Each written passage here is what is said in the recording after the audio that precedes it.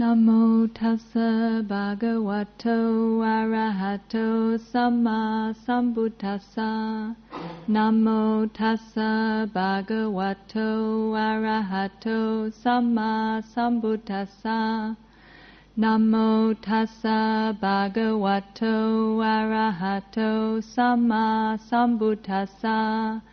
Buddhang dhammang sanghang namasami. Tonight I'd like to talk about meditation, and particularly to talk about making peace with conditions in our meditation.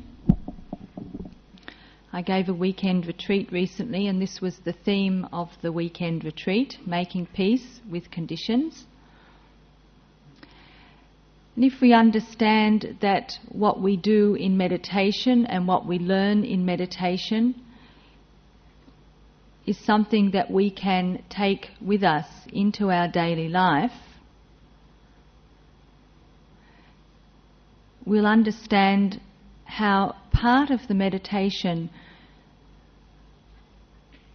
is about making the mind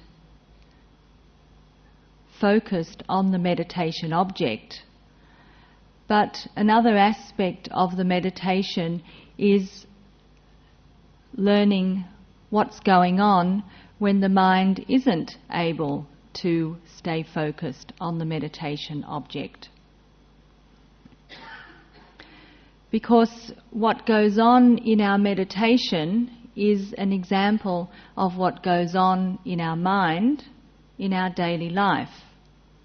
And so the practice that we do in the meditation is a practice for life.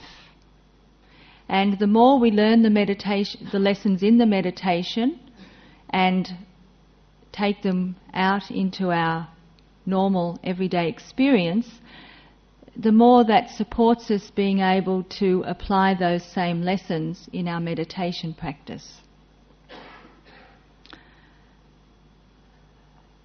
So, making peace with the conditions that we're dealing with. The conditions that we're dealing with in the meditation are the state of our own mind when we come to meditation. I was encouraging you to take a moment just to notice whether the mind tonight at this moment is dull or busy. It might have been agitated, might have been irritated, might have been excited. Anything is possible. That's one of the conditions, one of the aspects, our own state of mind. And then there are many other conditions that are operating to produce our experience of the moment. So the temperature, tonight it's hot.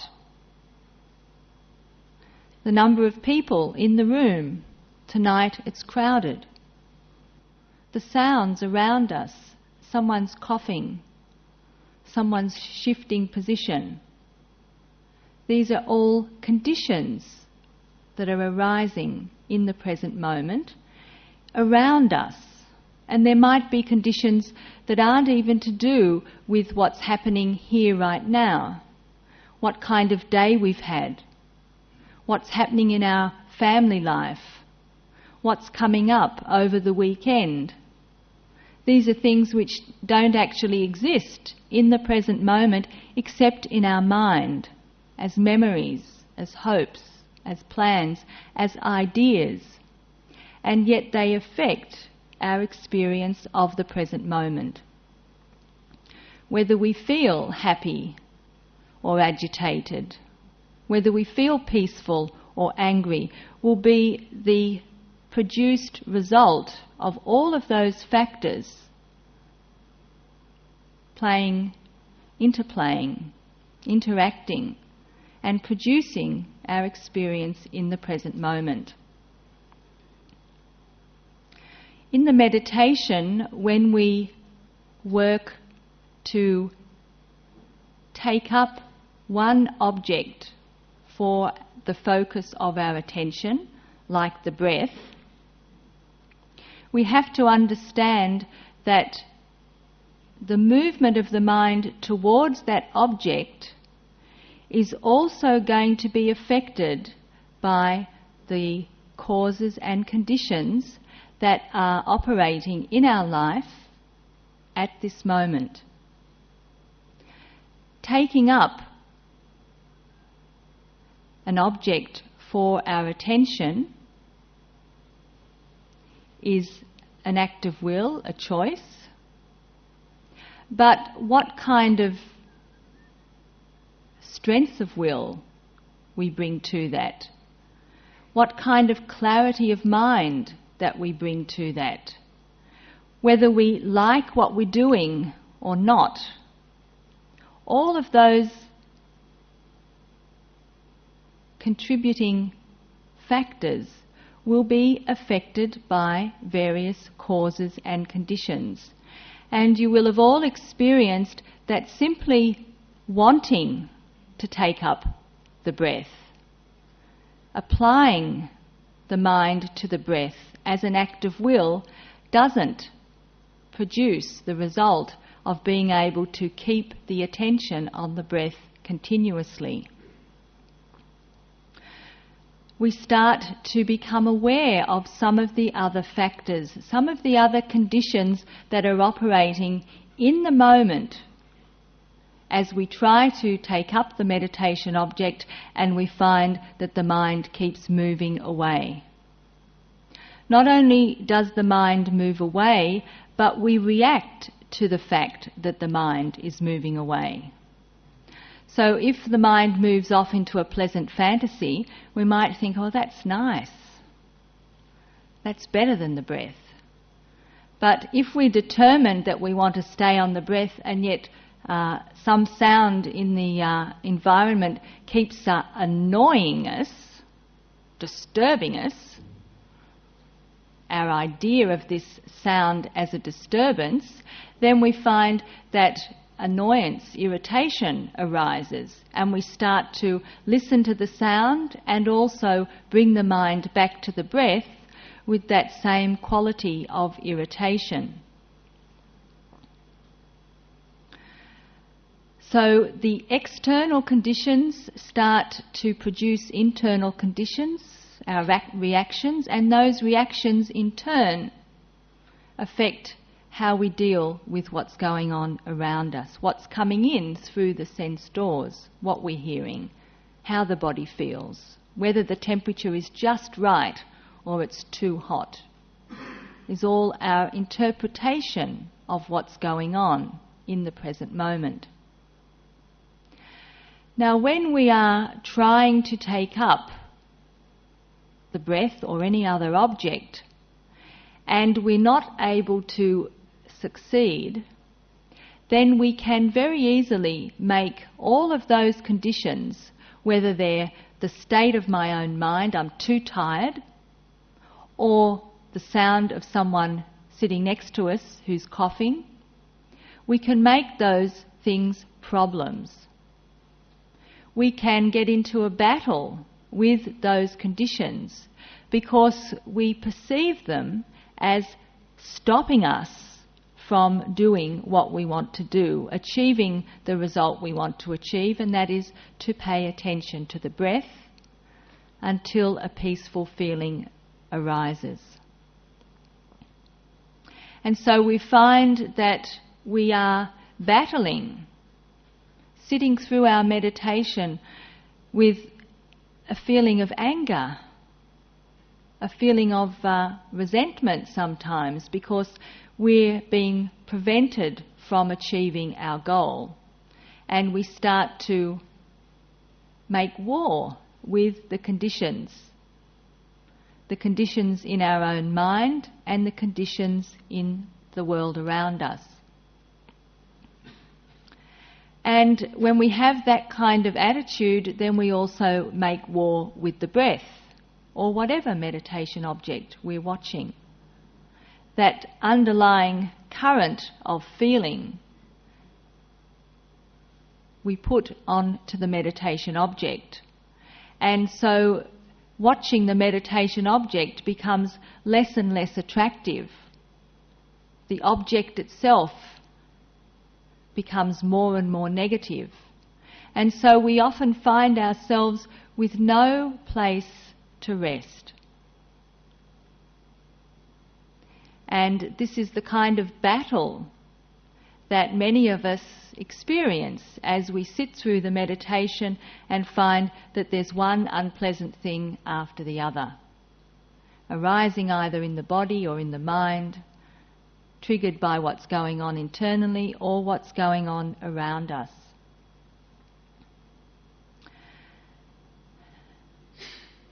It doesn't really take us to the state of peace that we are aiming for. And so what I would like to encourage is to take a different approach to the conditions that we're experiencing as we try to take up the meditation object. Rather than seeing those conditions as hostile forces, and rather than getting into a battle with those conditions, that we open up to the conditions, accepting the conditions, relaxing around the conditions, so that we don't develop this undercurrent of aversion, either to the conditions or to the meditation object. How do we do that? First of all, we have to understand that the mind in meditation, just like the mind in everyday life, is the result of those conditions. It is produced by the conditions of our life. It arises dependent on conditions. And so if we are understanding the mind, we understand that the mind is by its nature used to taking up one object after the other, moment after moment after moment, millisecond after millisecond after millisecond, taking up a sight, taking up a sound, taking up a thought, moment by moment by moment by moment. The mind is by its nature very active, working all the time. That's all minds are like that. And if we are using our mind in a way that keeps it very busy, keeps it very stimulated, keeps it constantly on the move, then we can't expect to sit down on the meditation cushion and stop the mind from moving. Now, it's a very important understanding to appreciate that the mind is going to continue to move even once we sit down in meditation. If we know that and we understand that, then we don't battle to strangle the mind, to stop it from moving, to hold it in one place in a very violent kind of way, which is what we do when we tense up around the movements of the mind. Not only does the mind move by its nature from one thing to the other, but the mind has to have an object to pay attention to. It doesn't operate in a vacuum. So, understanding that, we understand that what we're doing in the meditation practice is giving the mind an object which we select. And then we are encouraging the mind to take up that object moment after moment after moment, as a replacement for all of the other objects that it usually runs after. Usually it runs after changing objects, one thing after the other, moment after moment after moment. Either sense contacts, hearing or tasting, for example, and then processing those contacts, making sense of them, identifying that was a car, that was a bitter taste, I like that. That's the processing that goes on after every sense contact. So instead of trying to shut the mind down forcefully, what we're trying to do is to give the mind a replacement object. An object that is soothing, an object which is wholesome, and an object that the mind can settle on and which will take the mind to calm. When we understand that this is what we're doing, then every time the mind wanders away from the meditation object, even if it wanders to a thought about just how tired we are, we have a better chance of understanding that tiredness is just one of the conditions of the mind produced by various causes and conditions. Why is the mind tired? Because it's been working hard, because it's been moving lots, because it's been busy, because it hasn't had enough rest, because too much has been happening for it to process and come back to a state of peace. So tiredness isn't the enemy. Tiredness isn't something that we have to kill off.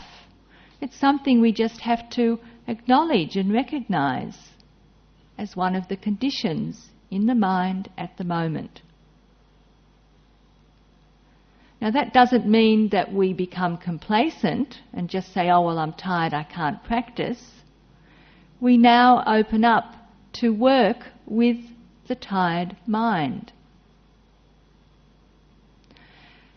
And here we come to the other aspect of what we're trying to do. In taking up the meditation object, we all know that if there's something interesting, something that delights the mind, even if we're tired, we can always find that extra bit of energy that's required to stay up and watch the movie we want to see, or go out and visit the friends that we'd like to see. We can always generate energy when we are interested in what it is that we are going to do. So the other side of taking up the meditation object, replacing all of those other contacts or objects or conditions with the meditation object, is that we have to generate interest and enthusiasm for the meditation object. We have to like it. We have to find it interesting in order for the mind to be willing to stick with it. So when we take up the breath, particularly in the early stages, before we've tasted the peace that comes through being able to stay continuously focused on the breath, we have to make the breath the kind of object that we'd like to spend time with. How do we make the breath interesting? How do we give the mind something to take delight in? Well, the reflection that the breath is a connection with life. It seems very mundane, routine, dull, but it's a fact that if we don't breathe in again, we're dead. This is very precious, this breath that's coming in right now. This breath is supporting life, my life. Where does this breath come from? How much did I have to pay to get it? Well, it comes freely. Where do I have to go? What qualifications do I have to have before I can get my next breath? Well, I don't have to have any qualifications. The breath just comes. Yeah, but when did it start coming? How long did I have to wait before the breath started to come? Well, right from the time I was born. The first breath came and that was it. It's been coming ever since. So, how wonderful. This friend, this breath, this great companion on my journey in life. This is the way that we brighten up a dull mind. This is the way we generate an interest and enthusiasm for the breath that we're paying attention to. When we find it hard to pick up the breath because the mind is dull, or because the mind is moving away to other more interesting objects, we can try holding our breath and see for how long we can actually survive without the next breath coming in. When we hold our breath moment after moment after moment, we will notice the tension that builds up because the body hasn't had its next breath in. It's very natural, this tension around not getting the next breath.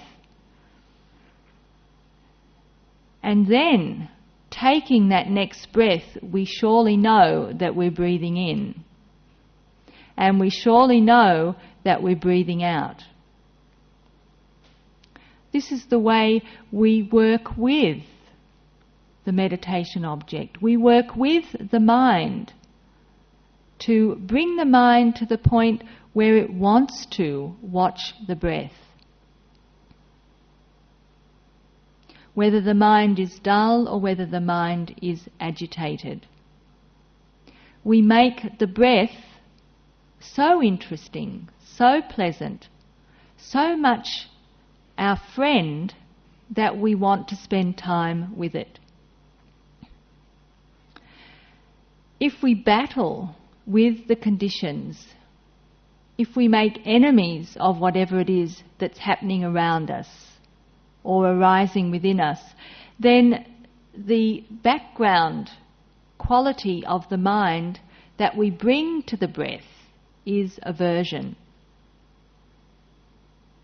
We stir up the mind rather than moving towards the peace that we're seeking.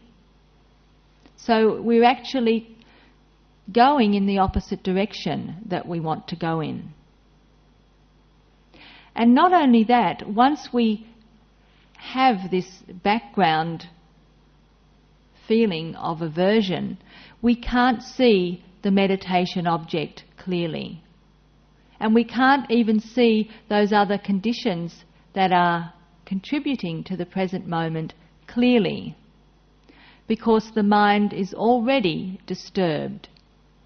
And that disturbed mind is unable to see beyond the superficial appearance of things, is unable to see things other than how we ordinarily, habitually relate to things. It becomes just a habit. That disturbed mind doesn't lead us to clarity, doesn't lead us to insight. So part of what we're trying to do is not only to bring the mind to a state of peace by watching the breath continuously, because that state of peace itself is pleasant and leads to clarity of mind as well as tranquility of mind, but we're also trying to understand the nature of the mind and its relationship to the conditions in our life. How the conditions in our life affect the mind, not only in the meditation, but in the way we go about our everyday business. Unless we have a clear mind, we don't see our own patterns, our own ways of dealing with things, our own patterns of thinking, and how this affects the kind of quality of life that we have. So let me give you an example from the meditation retreat. I was encouraging people to relax around the aches in their body, the tiredness in their mind, the heat, the sounds, whatever was happening, to know that those things were there, to acknowledge them, but to not be disturbed by them, just to allow them to be present and to keep on putting down attention on those objects and going back again and again to the breath. We were also doing loving kindness practice, actively trying to send loving feelings to ourselves, send loving feelings to different people that we were involved with, and trying to use those feelings of loving kindness to help us to relax in the meditation itself. Now, someone came to speak to me after we'd been practicing through Saturday, and it's interesting when we first go on a meditation retreat and we've got a whole weekend to spend on our own mind. We don't have other things to worry about. Someone's providing the food, someone's taking care of what's going to happen later. We don't have to think about those things. We have this great sense of relief of finally making it to the meditation retreat, particularly if we're living busy lives. And through Friday night and Saturday morning, it's such a pleasant experience to be in the meditation retreat. But by Saturday afternoon, very often that pleasant feeling of being there is replaced by boredom, disappointment, irritation, because the meditation isn't going the way that we expected it to, the way that we hoped it would. And these expectations and these hopes are conditions. These are conditions which affect the mind. We're not even aware most of the time that we've got these conditions playing themselves out. Why is this particular meditation not so enjoyable? Because I wanted it to be other than this. I wanted it to be better than this. I wanted it to be more concentrated than this. It's not what I was expecting, and so therefore it becomes wrong. That subtle negativity is in the mind before we've even noticed it. So someone came up and said to me, I'm so bored. The breath is so boring. Can't we look at something? Can't we have another meditation object, something that's even more, that's interesting, something that's stimulating? This is just so boring. I can't be bothered watching the breath. And this is very typical. People say, oh, yeah, that's true. And after we talked about it, a number of people said, oh yes, the breath is so boring. So to take up a reflection on what we mean by the breath is so boring. When we make the breath an enemy, or when we make the fact that boredom is present into something that's wrong, then we automatically disturb the mind. We automatically go into habitual patterns of, this is boring, I don't like it, there's something wrong with it, or there's something wrong with me, I should change the breath, or change the object, or change the situation. We just follow our usual ways of dealing with things that we don't like, instead of stopping and taking a look at the whole situation. And so I explored with this person what was really wrong with the breath. I mean, this breath is your connection with life. What's wrong with it? And so as we reflected, the person said, well, actually, when I want to relax, I usually do something interesting. I do something active in order to let go of tension and in order to relax. I take up some kind of activity. That's how I normally relax. That's how I think about what you have to do in order to relax. I do something interesting.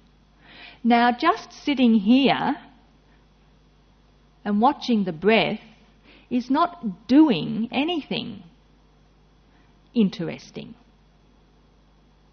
So, one's normal way of relaxing and thinking of this is the way that I relax, this is the right way to relax, this is the way we should do to relax. When we don't reflect on that, when we don't examine it, automatically makes sitting still, watching the breath, wrong. It's boring. Now, not only doing something interesting is the way I relax, because I do interesting things, it makes me an interesting person. I do all these interesting things, and that's how I spend my time. Now here I am sitting watching the breath over and over and over again, and it's boring, and I'm boring because I'm not doing anything interesting. Now this is actually what came out of this person's reflection about why the breath wasn't meeting her expectations of what the meditation should be like, what the meditation object should do for the mind. When we reflected like this, and the person realised that they'd already signed off on the breath because it wasn't what they were used to, wasn't what they were expecting. They hadn't actually taken a close look at the breath to know whether or not the breath is really that boring. But just going along with their usual patterns hadn't allowed them to see that not only were they doing this in the meditation, but this is one of their approaches to life. I've got to be doing something interesting in order for life to be fulfilling, in order for me to be an interesting person. No wonder I'm exhausted, because I have to keep on going and going and going and going and never questioning whether that was actually leading to a place, to a state of peace, of ease. This is why it's important that we don't just automatically make the conditions in our mind, the conditions around us, our reactions to the meditation automatically wrong. Why we build up the ability to start acknowledging those things, noticing them and reflecting on them. And this is one of the ways that we can work with the mind when it is dull, is to, instead of just trying to hang on to the breath very grimly, to reflect on what it is that's taking us away from the breath. If we're very tired and we understand that the mind is produced by conditions, what conditions produce the mind at the moment? What conditions have contributed to the state of tiredness? And we might see that we've been very busy, we haven't had enough rest. Whatever's been going on, we start to recognise those things as factors that are affecting our state of being, rather than just feeling like we're the hapless victims, or that this is my mind and there's nothing I can do about it. Once we start to identify the conditions that are affecting us, we might see whether we want to do something about those conditions, whether some of those conditions are things that we can change. Some of those conditions might be things that we want to increase because we see that this thing is actually very helpful. This brings happiness and peace into the mind, while this thing disturbs the mind, takes away the clarity of the mind.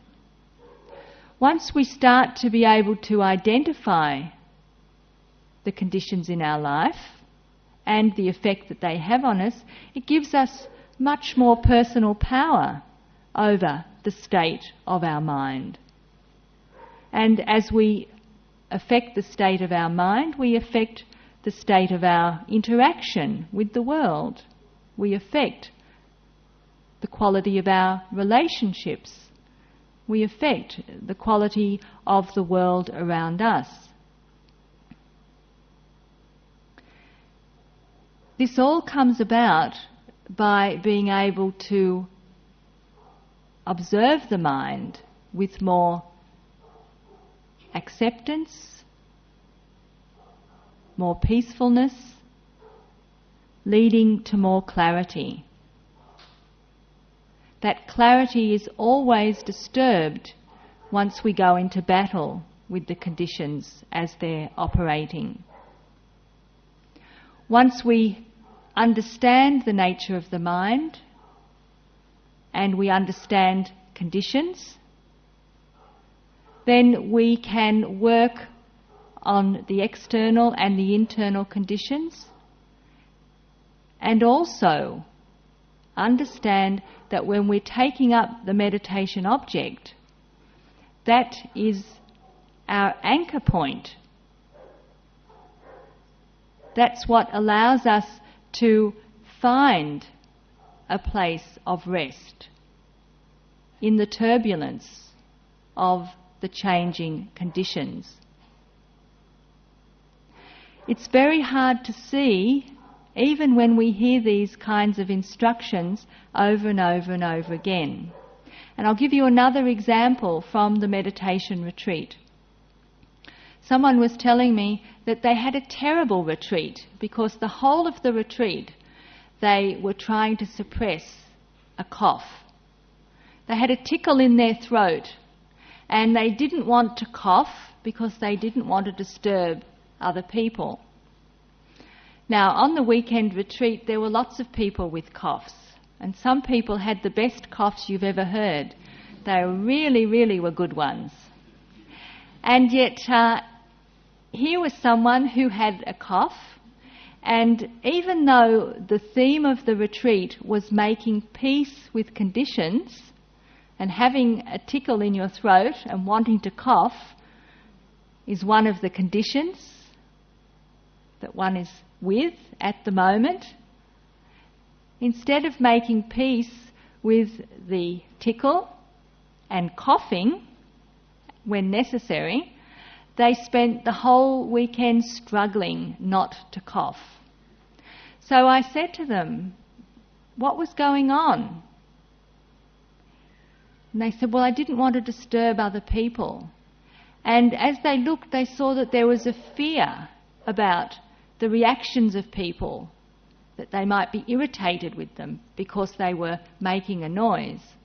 And I said, well, look, here's a meditation retreat where people have taken the 8 precepts, and the first one is not to harm deliberately. And so even if you cough, people aren't going to hit you on the head or do anything. This is a perfect opportunity to experience what it's like to do what you're afraid to do, and that is to cough and disturb other people. So this is a way of making peace with the condition of the tickle in the throat, making peace with the fear that someone might not like you or might get angry with you because you've disturbed them with a cough. A meditation retreat is the place where we're able to look at those things which are too frightening to look at other times, or too hidden to look at other times. And so here was something, the fear of being a disturbance. So that was an opportunity. That didn't happen. So the next thing that I said to this person was, okay, you didn't cough. How did you deal with the tickle in your throat? And they said, I had to hang on tight the whole weekend. I really had to work hard to struggle to stop the cough from coming up. And I said, we were talking about making peace with the condition. So you've made the tickle the enemy, and in struggling to suppress the cough, we automatically tighten around those things which we don't like. So trying to tighten around that sore throat to stop the cough from coming out means that not only you're tightening around the throat, you're tightening around usually the jaw, tightening around the shoulders, maybe even tightening around the rest of the face. So building up tension in the body. And when you build up tension in the body, automatically you build up tension in the mind. Tension in the mind leads to more tension in the body. So what a battle was going on, and here we are making peace with conditions. How hard it is to hear the instructions when it's going against what we usually do. We've made the cough the enemy, and we've got to suppress it. And I said, what about the loving kindness practice we were doing? So many times during the weekend we were sending loving kindness to ourselves and to other people. Where was the loving kindness for the throat? Where was the loving kindness for the cough? Now, this is a very important lesson. This is what we have to understand. All of these tools are tools which we have to take and apply to our particular situation. So it's no good giving loving kindness to all the beings in the universe if we're at war with the tickle in our throat. The place that we need to focus in on is on the throat. And it's not enough just to say, may my throat be well, may my throat be happy. This is how we have to use the mind deliberately. We have to direct the thinking process to support the meditation. So we look at the throat, we put our full attention on the throat, and we reflect on the throat. Now, how can we make the throat not our enemy, but our friend? How can we appreciate the throat?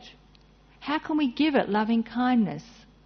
Well, we reflect this throat. Every bit of food that goes into this body to sustain this body, to keep us alive, to keep us healthy, every bit goes down the throat. The hard bits, the soft bits, the hot bits, the cold bits, the tasty bits, the yucky bits, all have to go down the throat. How could we get by without this throat? Not only all the food, all the liquids, the hot ones, the cold ones, the ones we like, the ones we don't like, all have to go down the throat. Isn't it great? Not only the food, not only the liquids, all the air that goes into the lungs. Now, we can do without the food for a few days, but how can we do without the breath? We need this throat to be open. We need this throat to be working so we can breathe in and breathe out. Oh. And not only that, when all of that air comes in, it brings in germs, pollutants. Some of it gets filtered out in the nose, but a lot of it has to go down the throat. Some of it's going to stick. It's no wonder sometimes the throat gets sore. No wonder sometimes the throat itches. My, what a wonderful friend this throat is. how can I look after this throat? How can I support this throat? How can I relax around this throat to help it to cope with the tickle that's there? This is how we use the mind skillfully, generate loving kindness for that part of the body, that part of the mind, that part of our experience that we're making into an enemy. And as we do that, the mind relaxes, the body relaxes, and very often in that state we can look even at a tickle in the throat, and rather than seeing it as a problem, we can start to observe it simply as physical sensations, scratchy sensations, prickly sensations, hot sensations, itchy sensations, coming and going. Nothing special, just the sort of feelings that come and go in this body again and again and again. And in the throat, that's what it's like right now. And very often when we can relax and observe in that way, the urge to cough is no longer there. We're no longer trying to get rid of those sensations, we're just allowing them to come and go according to their nature. Then we can start to see things, not just superficially, not just in our old way of liking and disliking, but seeing things as they really are. The throat is like this at the moment because of causes and conditions, changing moment by moment by moment. When the mind is disturbed, it can't see anything. When the mind is able to go to a state of peace, ease, even if it's not focusing on the breath, it's still able to focus on the object, the throat, and see things as they are. Seeing things as they are, relaxing around them, brings the mind to a state of peace, clarity and insight. We start to recognise in that particular instance how the attitude to the throat is making the feelings in the throat even worse. As we tighten around the throat, how that's affecting the state of the mind. So we can't even watch the breath because we're so negative about the whole experience of the moment. None of that can be seen if we get into battle with the conditions that are happening. And so that's why it's very important that we continually work to make peace with the conditions in our mind. In the meditation, this is practice for being able to make peace with the conditions in our life. Very often, things don't go the way that we expected them to. They go the way we don't want them to go. They don't happen in the way that we'd like them to. And we can get into battle with those conditions, with other people, because it's not the way we want it to be. We make, very often, the situation worse because of our resistance to the way things are. And because we very often can't see what conditions are contributing to our reaction, to the experience of the moment. And because we can't see that, we leave ourselves with no way out except to follow our old habit patterns. We're acting on automatic pilot again and again and again, almost like flying blind. We're flying in terms of what we've always done instead of what's appropriate for this situation right now. Learning to come to peace with conditions doesn't mean that it's always going to work out the way we want it to. And part of coming to peace is learning to accept that. So recently I went to a conference in Melbourne where I had to give a paper. And in this conference we were asked to prepare our papers in advance. 5,000 words in writing presented to the organisers a few days before the conference. And in my scheduling I'd given a couple of afternoons to getting the paper organised, writing it out, getting it typed, and then being able to review it so I'd be well prepared for the conference before I got there. And this was an Australia-wide conference, and here I was going to represent the Buddhist Society of Western Australia and the nuns monastery, and all of the thoughts that I had around what I was going to do and why it was so important that this paper was prepared well, and I was really on top of the situation. Now, of course, what happened was that those 2 afternoons when I'd allocated time to do the paper got gobbled up by things which the week before I hadn't even expected would land in my basket. Things which not only gobbled up the afternoon but gobbled up the whole night for 2 days in a row. And then it was time too late to send off the paper because it wasn't even written for the time that I was due to go.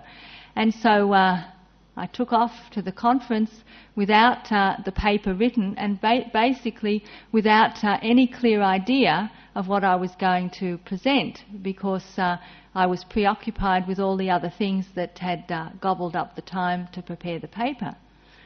And so I went to the conference without being prepared, without having a clear idea of what I was going to say. And being aware of trying to make peace with conditions, I had to work with all my unfulfilled expectations, all my projections about what I was doing, carrying the torch all the way to Melbourne and going to represent the Buddhist Society and going to speak on behalf of the nuns monastery, and all of those things which I'd built up in my mind. And I had to see these were all projections of my own mind.